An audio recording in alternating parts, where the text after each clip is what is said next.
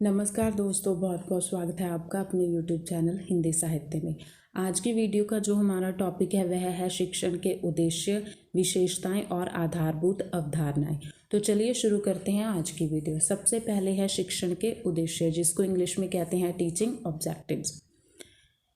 शिक्षण के उद्देश्य से रिलेटेड है जो रायबरन ने कहा है, शिक्षण का उद्देश्य शिक्षार्थियों को इस योग्य बनाना है कि वह अच्छा जीवन जी सके। इनके अनुसार शिक्षण का उद्देश्य शिक्षार्थियों को इस योग्य बनाना होता है कि वो अपना जीवन है जो अच्छे तरीके से जी सकें।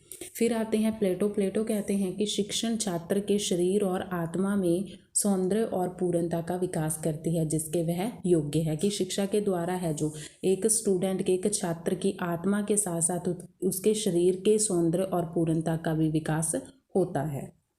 इसके बाद है शिक्षण के उद्देश्य।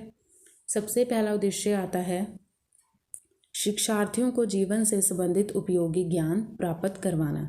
कि जीवन को किस प्रकार से यापन करना है, किस प्रकार से जीना है, उससे संबंधित भी है जो उनको ज्ञान प्राप्त करना शिक्षण का सर्वप्रथम उद्देश्य है।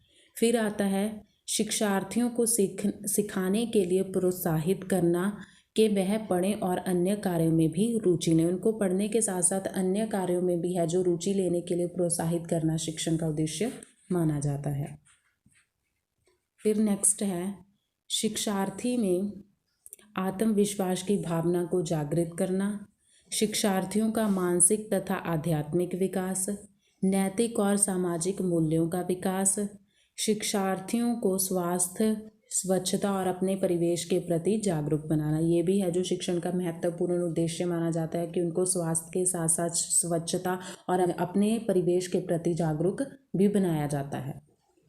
फिर नेक्स्ट है शिक्षार्थियों की योग्यताओं, व्यक्तित्व, क्षमताओं का अधिकतम विकास करवाना, उन्हें समाज और लोकतांत्रिक राष्ट्र का जिम्मेवार नागरिक बनाना।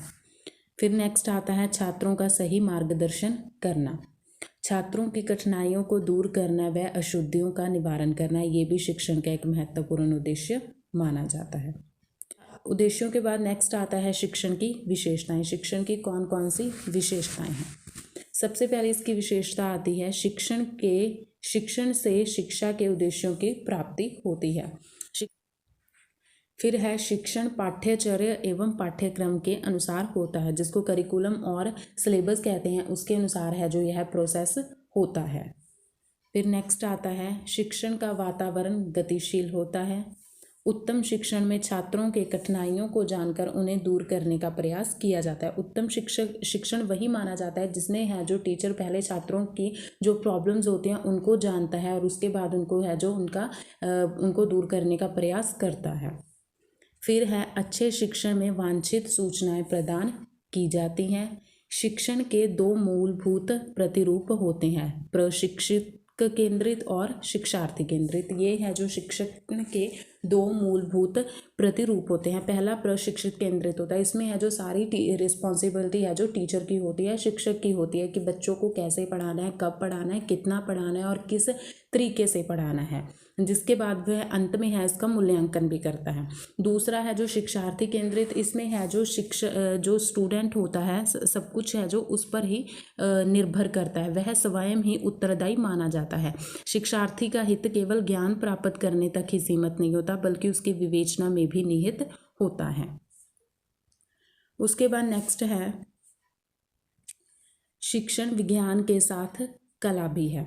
ज्ञान के प्रयोग से सार्थक परिणाम प्राप्त करना ही कला है। कला कार्य करने की एक विधि है, जबकि विज्ञान यह बताता है कि यह कार्य है जो कैसे किया जाना चाहिए। इसलिए है जो शिक्षण विज्ञान के साथ साथ कला भी कहलाता है।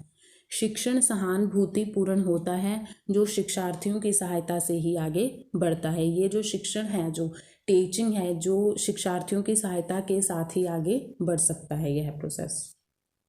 उसके बाद नेक्स्ट आता है आधारभूत सामग्री।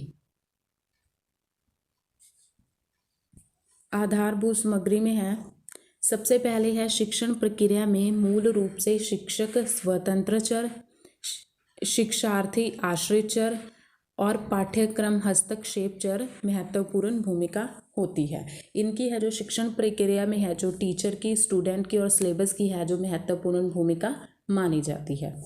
उसके बाद नेक्स्ट है शिक्षण प्रक्रिया का आधारभूत केंद्र बिंदु अधिगम होता है, कि शिक्षण प्रक्रिया का जो केंद्र होता है वह अधिगम होता है, लर्निंग होता है, ज़्यादा से ज़्यादा बच्चों को सिखाना होता है शिक्षण का मूल केंद्र।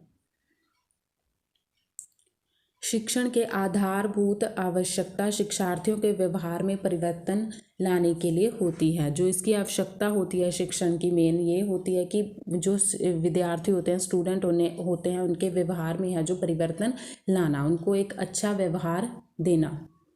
नेक्स्ट है शिक्षण के आधारभूत आवश्यकता शिक्षार्थियों को वांछित ज्ञान और कौशल सीखने के लिए होती है।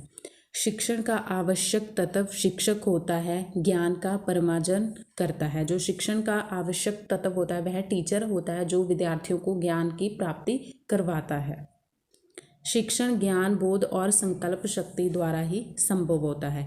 ज्ञान बोध का अर्थ होता है, ज्ञान बोध का संबंध है जो टीचर से होता है, कि एक टीचर को है अपने सब्जेक्ट से रिलेटेड पूर्णता से ज्ञान होना चाहिए। और संकल्प शक्ति का संबंध है जो स्टूडेंट से होता है, कि उसमें इतनी संकल्प शक्ति होनी चाहिए, उसमें है जो सीखने की इच्छा होनी चाहिए कि मैंने ज़्यादा से ज़्यादा है जो सीखना है। तो दोस्तों ये थी हमारी आज की वीडियो। उम्मीद करती हूँ आपको आज की वीडियो अच्छी लगी होगी। इसे लाइक शेयर सब्सक्राइब करना ना भूलें। मिलते हैं एक और नई वीडियो के साथ, तब तक के लिए धन्यवाद।